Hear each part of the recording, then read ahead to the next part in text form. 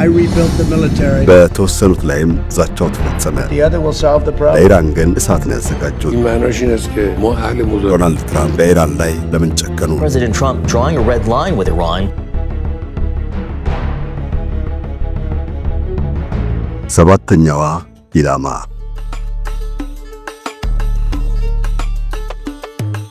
ውድ የሳሎን ቲዩብ ቤተሰባችን ይህንን አካፍሎ ዴምሲ ሪል ስቴት በመሃል ከተማ ለቡ መብራት ኃይል የተንጣለለ መንደር እየገነባ ነው። ለውስን ቤቶች ደግሞ ቅናሽ አዘጋጅቷል። ሙሉ በሙሉ በኢትዮጵያ ብር በተዘጋጀ ውል ይዋዋላሉ። በካሬ 78,000 ብር ብቻ ነው የሚከፈለው። ዴምሲ ሪል ስቴት በቅናሽ ዋጋ ጥራታቸውን የጠበቁ ቤቶችን በተለያየ የካሬ አማራጭ አቅርቧል። ሊኖሩበት ቢፈልጉ ሰላማዊ መንደር፣ ሊያከራዩት ቢነሱ ጥሩ ገቢ የሚያገኙበትና መልሰው ቢሸጡት በደንብ የሚያተርፉበት ሀብት ነው። ከስቱዲዮ እስከ ባለ 4 መኝታ እንደ ምርጫው ተዘጋጅቷል። ለባለ 1 መኝታ 431,000፣ ለባለ 2 መኝታ 619,000፣ ለባለ 3 መኝታ 870,000፣ ለባለ 4 መኝታ 1,180,000 ብር ብቻ ቅድመ ክፍያ ይጠበቅቦታል። የ50 በመቶ የባንክ ብድርም ተመቻችቷል። ይህ ዋጋ ለአጭር ጊዜ ብቻ የሚቆይ ነው። ጭማሪ ከመደረጉ በፊት መተው በካሬ 20,000 ብር ያትርፉ። የስፖርት ማዘውተሪያ፣ የመዋኛ ገንዳና ሰፊ የልጆች መጫወቻ ይዘጋጃል። የኤሌክትሪክ መኪና ቻርጅ ማድረጊያና ሰፊ የማቆሚያ ስፍራም ይኖራል። የንግድ ሱቆችም ከ28.3 እስከ 900 ካሬ ይገነባሉ። 8 በመቶ ወይም 10 በመቶ ቅድመ ክፍያ ብቻ ነው የሚጠየቁት። በተጨማሪም እንዳከፋፈሉ ከ8 እስከ 30 ከመቶ ቅናሽ ይደረግሎታል። ፈጥነው ይደውሉ። 0910 21 61 40 ላይ እንገኛለን። ዴምሲ ሪል ስቴት። የአሜሪካው ፕሬዝዳንት ዶናልድ ትራምፕ ከቀረጥ ያለፈ ማስጠንቀቂያ የላኩላት ሀገር ኢራን ሆናለች። ካናዳ፣ ሜክሲኮ፣ ቻይናና የአውሮፓ ህብረት የሚነገራቸውንና የተነገራቸውን ስላልተቀበሉ እንዲሁም አሜሪካን እንደ ጥገኛ ትል ስለመጠበጡ ለንግድ ጦርነት የሚጋብዝ ቀረጥ ለመጣል ዛቱባቸው። በተወሰኑት ላይም ዛቻው ተፈጸመ። ለኢራን ግን እሳት ነው ያዘጋጁት። ለመንፈሳዊ መሪ አያቶላህ አሊ ካሜኒ በላኩት ደብዳቤ ኢራን ስለምታካሄደው የኒውክሌር መርሃ ግብር ለመደራደር ፈቃደኛ እንድትሆን አሳሰቡ። ያለዚያ ግን ትወጋለች። በአንድ እጅ ካሮት በሌላው ሽመል እንደማለት ነው። ትራምፕ ከኢራን መንግስት ባለስልጣናት ጋር መደራደር የፈለጉት ኒውክሌር ቦምብ ለመቀመም የሚያደርጉትን ጥረት ለመግታት ነው። ለፎክስ ቴሌቪዥን በሰጡት ማብራሪያ ጦር ብናዘምትባቸው እንደሚጎዱ በማሳሰብ ለድርድር ጋብዣቸዋለሁ ብለዋል ትራምፕ። እንደሳቸው አነጋገር ኢራን ከመደራደር ውጪ አማራጭ የላትም። አያቶላ አሊ ካሜኒ ከሚያናንቁን ሀገራት ጋር እንዴት እንደራደራለን የሚል ጥያቄ ሰንዝረዋል። የትራምፕንም ሆነ የአሜሪካን ስም አልጠሩም። ነገር ግን በደፈናው ሊፈነጩብን ይቃጣቸዋል በሚል ተችተዋል። ከነሱ ጋር የሚካሄድ ድርድር ችግር የመፍታት ግብ የለውም ሲሉ ሞክሰዋል። መንፈሳዊ መሪ እነሱ ብለው የገለጿቸው ሀገራት የሚያሳስባቸው ጉዳይ ኒውክሌር አለመሆኑን ዘርዝረዋል። ይልቁንም ከኢራናውያን የሚጠብቁትና ሊሆን የማይችል ስምምነት አለ። ስለዚህም መደራደሩ ጉንጭ አልፋ ሞገት እንደሚሆን አስጠንቅቀዋል።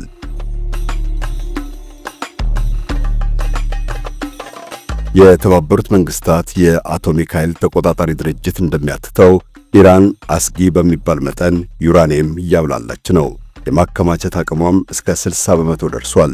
የኢራን ዩራኒየም የጥራት ደረጃ ኒውክሌር ቦምብ ለመቀመም ጥቂት ጉድለት ብቻ ነው ያለበት። የኢራን መንግስት ግን ቦምብ የመስራት ፍላጎት እንደሌለው ይገልጻል። መርሃ ግብሩ ኃይል ለማመንጨት እንደተወጠነም ደጋግሞ አሳውቋል። ባራክ ኦባማ የአሜሪካ ፕሬዝዳንት በነበሩ ጊዜ ከኢራን ጋር ሰላም የማስፈን አዝማሚያ መታየቱ አይዘነጋም።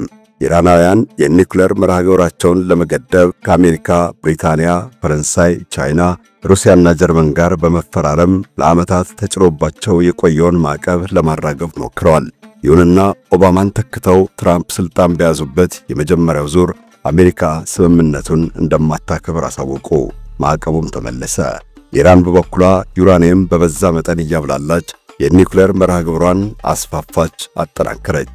በእነዚህ ዓመታት የተካሄደው የተጧጧፈ ሥራ አሁን ለኒውክሌር ባለቤትነት እንዳቀረባት ተንታኞች ይናገራሉ። አምና የፈነዳው የመካከለኛው ምስራቅ ጦርነት ደግሞ የኒውክሌር ውጥረት አስከትሎ ነበር። እስራኤልና ኢራን የሰማይ ተወንጫፊና በራሪ መሳሪያ እየተላላኩ በጥቂቱ ተጎሻሽመዋል።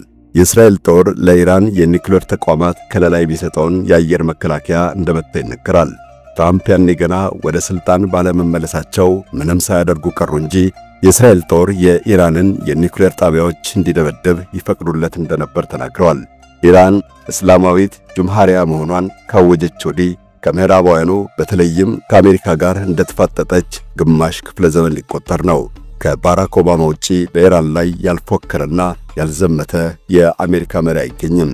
የጆርጅ ቡሽ ትንሹ አስተዳደር ሽብርን መከላከል ስለመሆኑ ባወጀው ዘመቻ አፍጋኒስታንና ኢራቅን ዶግ አመድ ሲያደርግ ኢራንም እንደማይቀርላት ብዙዎች ተናግረዋል።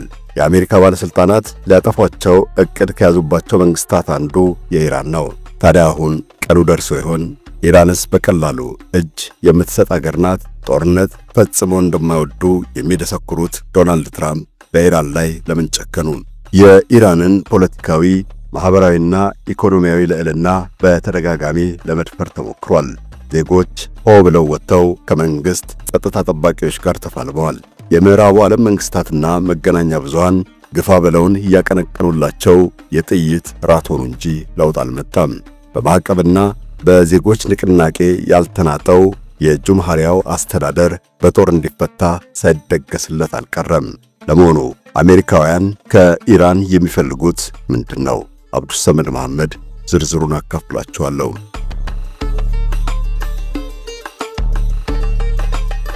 ለኛ መስከረም የጠባበት የመጀመሪያው ዕለት በመሆኑ የእንቁጣጣሽ ከበሮ እየተደለቀ ለአዲስ ዓመት እንኳን አደረሳችሁ እየተባባልን ነበር።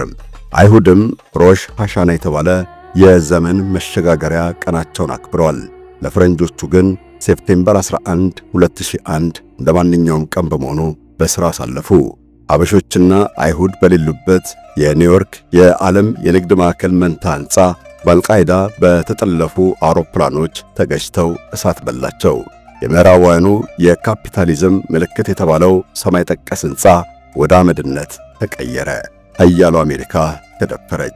የዓለምን ፖለቲካ እምብዛም እንደማይረዱ የሚታሙት ነጋዴው ፕሬዝዳንት ጆርጅ ቡሽ ትንሹ የጥፋት ጥምረት ባሏቸው ኢራቅ፣ ኢራን፣ ሶሪያ፣ ሰሜን ኮሪያና ሌሎች ተነጣይ ሀገራት ላይ ጣታቸውን ቀሰሩ። አብዛኞቹ ሀገራት ግን ለአልቃይዳና ለመሪው ኡሳማ ቢንላደን ቦታ አልነበራቸውም። እንኳን ሊተባበሩ እንዲደርሱባቸውም ፈጽሞ አይፈልጉም። አያጅቦ ታታማኝ በላይ ነው ጉዳዩ። የአሜሪካ ጦር ከፍተኛ ወታደራዊ መኮንን ሆነው ያገለገሉት ጄኔራል ዌስሊ ክላርክ ያኔ በርካታ መንግስታትን ለመገርሰስ ወዲያው እቅድ እንደተነደፈ ያውሳሉ። ወደ መከላከያው መስሪያ ቤት ፔንታጎን ባቀኑበት ወቅት አንድ ወታደራዊ መኮንን አሜሪካ ኢራቅን ልትወጋ ስለመሆኗ ነገሯቸው። ይህን የሰሙት ከመስከረም አንዱ የሽብር ጥቃት 10 ቀናት በኋላ ነው። ክላርክ ኢራቅን መውጋት ለምን እንዳስፈለገ ስላልገባቸው ጠየቁ። መርዶውን የነገሯቸው ወታደራዊ መኮንን አቅሙ ስላለን የሚል ምላሽ ሰጡ። የአልቃይዳ ታጣቂዎች በብዛት የበሸጉባት አፍጋኒስታን ወዲያው ነው ዘመቻ የተከፈተባት። አገሪቱን የሚያስተዳድረው ታሊባን ሊቋቋሙ አልቻለም። እየተሽመደመደ በነበረበት ወቅት ታዲያ ጄኔራል ዌስሊ ክላርክ ሌላ መረጃ አገኙ። የአሜሪካ ጦር በ5 ዓመታት ውስጥ 7 ሀገራትን ወቅቶ መንግስታትን እንዲንድ ተልእኮ ተሰጥቶታል። የሚጀመረው በኢራቅ ይሆናል። ሶሪያ፣ ሊባኖስ፣ ሊቢያ፣ ሶማሊያና ሱዳን ይቀጥላሉ። ዘመቻው የሚቋጨው ኢራን ላይ ነው። የአሜሪካ መንግስት በቀጥታ የሚሆን በተዘዋዋሪ በ6 ሀገራት ላይ ያሰበውን ፈጽሟል። ወደ ኢራቅ ጦር አዝምቶ መሪዋን ሳዳም ሁሴንን ገድሎ ህዝቡን ለመከራ አጋልጧል። በጸረ ሽብር ስም የተፈጸመው ወረራ የአሸባሪዎች መፈንጫ ሜዳ ፈጠረ። ሊቢያንም በሰሜን አትላንቲክ ጦር ቃል ኪዳን ድርጅት ኔቶ ጥላ ስር ወቅቶ አፈረሳት። ሶማሊያና ሱዳንን ለከፋ ቀውስ አጋለጣቸው። ከጥቂት ወራት በፊት ደግሞ ከእስራኤል ጦር ጀርባ ተሸፍኖ የሊባኖሱን ታጣቂ ቡድን ሂዝቡላህን አሽመደመደው። ለግማሽ ክፍለ ዘመን በሶሪያ ላይ የተንሰራፋው የአልአሳድ ቤተሰብ መንግስትም ተናደ። ሂደቱ ረጅም ጊዜ ቢወስድም በ6ቱ ሀገራት መንግስታት ፈርሰዋል፣ መሪዎች ጠፍተዋል። የቀረችው ኢራን ብቻ ናት። ኢራን አይነኬ ሀገር እንደሆነች ለረጅም ጊዜ ይታመን ነበር። በቅርቡ የእስራኤል አየር ኃይል ሲያበራያት ከታየ ወዲህ ግን በቀላሉም እጅ እንደማትሰጥ ቢጠረጠርም አትወጋም የሚለው ድምዳሜ ተሽሯል።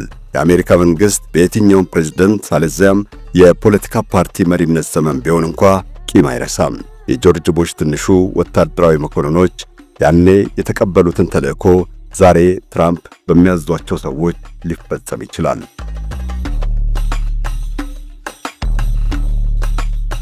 የኢራን አብዮት ሲፈነዳና አያቶላህ ኾሜኒ ወደ ስልጣን ሲመጡ በአካባቢው ያሉት ኢራቅ፣ ሳዑዲ አረቢያና ሌሎች ሀገራት በእጅጉ መስጋታቸው አልቀረም።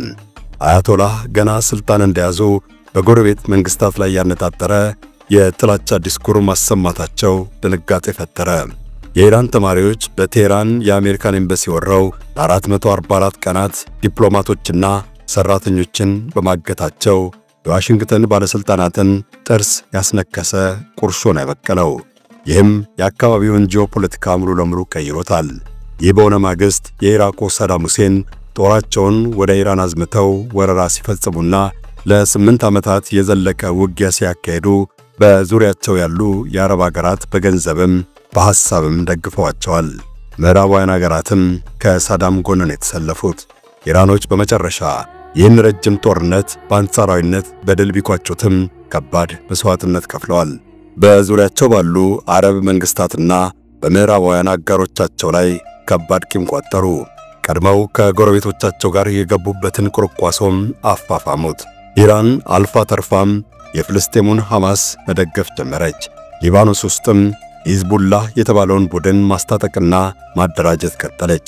በአጠቃላይ 4 ግንባር ከፍታ ነው በጠላቶቿ ላይ ጥቃት ያጠናከረችው። ከሳዳም ሁሴንና ከጎረቤት አረብ ሀገራት ጋር የጀመረችውን ፍጭት ሳትቋጭ ከምዕራባውያን ጋር መተጋተግ ያዘች። በፍልስጤምና ሊባኖስ ግንባር ዋና ተፋላሚዋ እስራኤል ነች።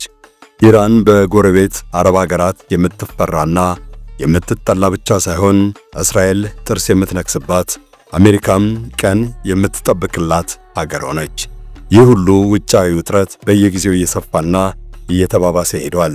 በተለያየ ግንባር በእጃዙር ጦርነት ውስጥ በመግባቷም በገንዘብም በቁሳቁስም ከፍተኛ ሀብት እንድታፈስ አስገድዷታል። በዛ ላይ የምዕራባውያኑ ተከታታይ ማዕቀብና ጫና አቅሟን ተፈታትኖታል። በዚህ ሁሉ ውስጥም ሆና ግን ኢራን በጠላትነት ከምትፈርጃቸው ሀገራት ጋር በሁሉም አቅጣጫ መፋለሙን ስትመርጥ ነው የምትታየው። ይህ ደግሞ በሂደት ከባድ ዋጋ አስከፍሏታል። ኢራን አየር ሰራዊት የገነባች ጠንካራ ቀጠናዊ ተጽዕኖ ያላትና የውጭ ጥቃትና ወረራን ለመከላከል በበቂ የተዘጋጀች ሀገር ስለመሆኗ በብዙዎች ተመስክሯል። ድሮንና ሚሳኤል በሰፊው ትሰራለች። ይሁን እንጂ እስካሁንም ኒውክሌር ቦምብ አልታጠቀችም። የኒውክሌር ሳይንቲስቶቿ በየጊዜው በማይታወቅ ሁኔታ ይገደላሉ። ሌላው ቀርቶ የአብዮታዊ ዘቡ ቁድስ ብርጌድ አዛዥ ጀነራል ቃሲም ሱሌማኒን ከሞት መታደግ አልቻለችም። ዶናልድ ትራምፕ ስለ ዓለም አቀፍ ጉዳይም ሆነ ስለ መካከለኛው ምስራቅ አሳማኝ ዕውቀት ባይኖራቸውም የኢራን አብዮታዊ ዘብ ቁድስ ብርጌድ አዛዥ የሆኑት ጀነራል ቃሲም ሱሌማኒ እንዳሸባሪ ታድነው እንዲገደሉ ለማዘዝ አላመነቱም። ወደ ስልጣን በወጡ በ4 ዓመታቸው በጃንዋሪ 3 2020 በቴሌቪዥን መስኮት መግለጫ ሲሰጡ ታዩ። እሳቸው የሚመሩት መንግስት የኢራኑን የጦር መኮንን ጀነራል ቃሲም ሱሌማኒን በድሮን ጥቃት እንደገደለ ይፋ አደረጉ። በአሜሪካና ጥቅሟ ላይ ከባድ አደጋ ለማድረስ ሲንቀሳቀስ የነበረ ጀነራል ነው የተደመሰሰው ብለው ተኩራሩ። እርምጃው እንዲወሰድ ያዘዙትም ውጊያ ለመፍጠር ሳይሆን ሊመጣ የሚችልን ጦርነት ለማስቀረት ነው በማለት አብራርተዋል። በስተኋላ እንደተረጋገጠው ዶናልድ ትራምፕ ቃሲም ሱሌማኒ እንዲገደሉ ያዘዙት 7 ወራት ቀደም ብሎ ነበር። ሰውየው ዶናልድ ትራምፕ ናቸውና የወሰዱትን እርምጃ ክብደት በቅጡ ለመረዳትም ቁብ ሳይሰጡ ቃሲም ሱሌማኒን ስለማስወገዳቸው አወጁ። አሜሪካውያን ይህን ሁሉ ሲፈጽሙ ኢራናውያን የተገቡ። በ2019 የመጨረሻ ወር የሊባኖሱ ሂዝቡላ የተጠረጠረበት የሚሳኤል ጥቃት በኢራቅ ላይ ተፈጸመ። በጥቃቱ አንድ አሜሪካዊ ቅጥረኛና ኢራቃውያን ባልደረቦቹ ሞተዋል። ይህም የአሜሪካን መንግስት ሹማምንት በእጅጉ ያበከናቸው። የቁድስ ብርጌድ ተጠያቂ ሊሆን እንደሚገባም ሞገቱ። ይሁን እንጂ ጥቃቱን ያካሄደው እዛው ኢራቅ ውስጥ የሚንቀሳቀሰው ህዝባዊ ንቅናቄ ኃይል የተባለ የሺአ ሚሊሻ ቡድን እንደሆነ ቆይቶ ተረጋግጧል። ይህ ቡድን በቁድስ ብርጌድ ስለሚደገፍ ኢራን ጠላታቸው እንደሆነች በማስረገጥ የአሜሪካ ሹማምንት ጥርስ ነከሱ። በቀናት ልዩነት በ2019 የመጨረሻ ዕለት ባግዳድ የሚገኘው የአሜሪካ ኤምባሲ ላይ ጥቃት ተከፈተበት። ይህንም ጥቃት ቢሆን አሜሪካ በኢራን ላይ ነው የደፈደፈችው። የኢራኑ ቁድስ ብርጌድ ቀጥተኛ ጦርነት ከፍቷል በማለት አሜሪካውያን መወንጀል ቀጠሉ።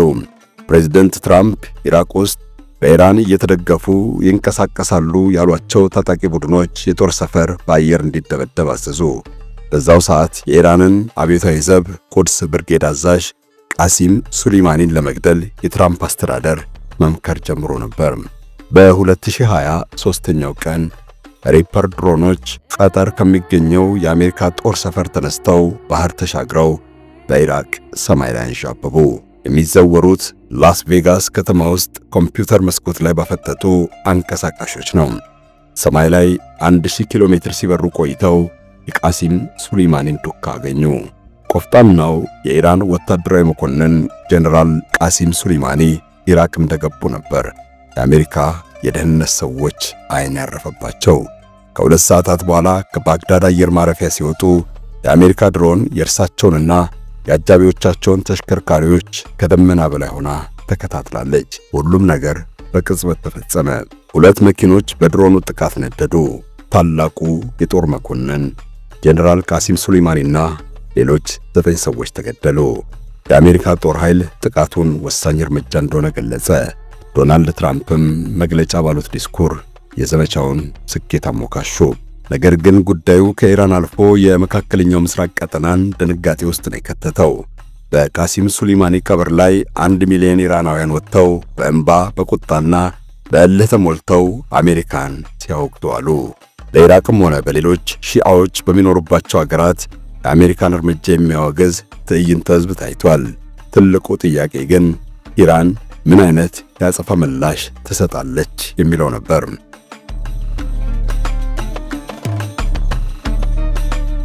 ኢራን ኢራቅ ውስጥ በሚገኙ 2 የአሜሪካ ጦር ሰፈሮች ላይ ባላስቲክ ሚሳኤል አስወንጭፋለች። በአሜሪካና አጋሮቿ ላይ 13 አይነት የበቀል እርምጃ ለመውሰድም አቀደች። ባላስቲክ ሚሳኤሉ ከተወነጨፈ ከ2 ሰዓታት በኋላ የአጸፋ ጥቃት እንዲጠባበቅ ያዘዘችው ጦር አንድ ወታደር ግን የማይታመን ስህተት ፈጸመ። የዩክሬን ንብረት የሆነች የመንገደኞች አውሮፕላን አሜሪካውያን የተኮሱት ክሩዝ ሚሳኤል መስራት አየችው። 176 ሰዎችን ጭና ከኢራን የተነሳችውን አውሮፕላን ወታደሩ በጸረ ሚሳኤል መታት። ሁሉም ሰው አለቀ። የኢራን መሪዎች እና አሜሪካን ለመበቀል የደገሱት ምላሽ በአንድ ወታደር የተሳሳተ ውሳኔ ከሸፈ። ጠንካራና ምርጡ የጦር ስልት አዋቂ የሚባሉትን ቃሲም ሱሌይማኒን በማጣታቸው ያደረባቸውን ቁጭት ይዘውት ቀሩ። ምዕራባውያን ለረጅም ዘመን በጣሉባት ማዕቀብና የፖለቲካ ጫና የተነሳ አቅሟ መዳከሙ ተደጋግሞ ታይቷል።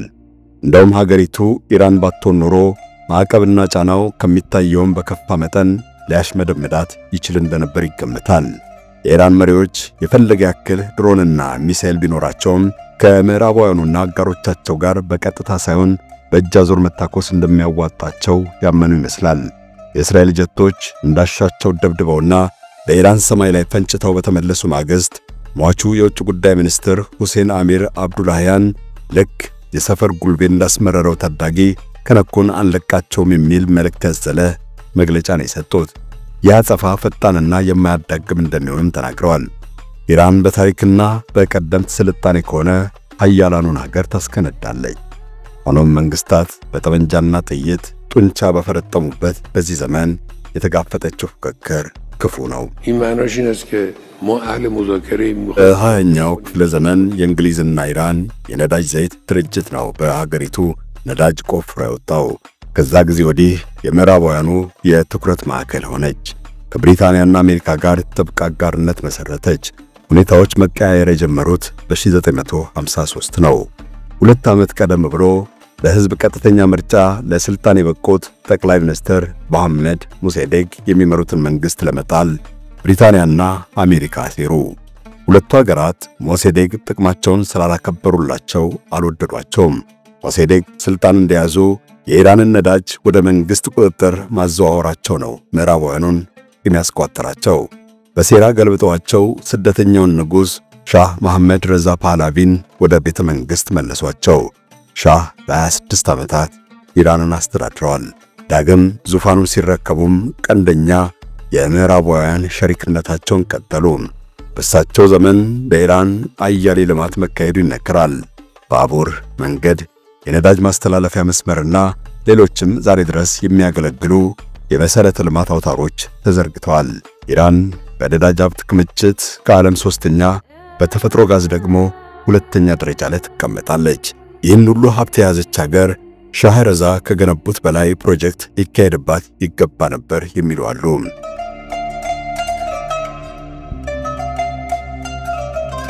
የኢራንን ሀብት በብሪታንያና አሜሪካ ሲያዘርፉ የኖሩ አምባገነን መሪ ተደርገው ይቆጠራሉ። በመጨረሻ በህዝብ ሳይሆን በምዕራባውያኑ ሴራ በመፈንቅለ መንግስት ወደ ስልጣን የተመለሱትን ንጉስ የኢራን ህዝብ ተቃወመ። በ1979 በህዝባዊ አብዮት ተፈነቀሉ። ፈረንሳይ ውስጥ በስደት የኖሩት አያቶላ ሆሜኒ የኢራን መንፈሳዊ መሪ ሆኑ። 4 ሚሊዮን ህዝብ ነው ቴህራን ውስጥ ጎዳና ወጥቶ የተቀበላቸው። እሳቸውም የኢራን ጠላት ያሏቸውን ኢራቅ፣ ሳዑዲ አረቢያና ምዕራባውያኑን ወዲያውኑ ወደ ማስጠንቀቅ ገቡ። በኢራን ለውጥ ማግስት አብዮተኛ ተማሪዎች ቴህራን የሚገኘውን የአሜሪካ ኤምባሲ ወረው ለ444 ቀናት ዲፕሎማቶችና ሰራተኞችን አግቷል። የኢራን እስላማዊ መንግስት በዚህ ያጋች ታጋች ድራማ መዘዝ ነው ከምዕራባውያኑ ጋር አይንና ናጫ የሆነው። አሜሪካውያን ለበቀል የኢራንን የመንገደኞች አውሮፕላን መተው 66 ህፃናትን ጨምሮ የ290 ሰዎችን ህይወት አጥፍተዋል። ኢራንና ምዕራባውያኑ በዚህ መሰል መንገድ ወደ ተባባሰ ጠላትነት ተሸጋገሩ። ላለፉት 40 ዓመታት ይህ ጠላትነት ሲከር እንጂ ሲረግብ ብዙም አልታየም። በቀጣይ ወዴት ያመራል የሚለውን ጊዜው ሲደርስ እናየዋለን። ፈጣሪ ሀገራችንንና ዓለማችንን ሰላም ያደርግልን። አሜን።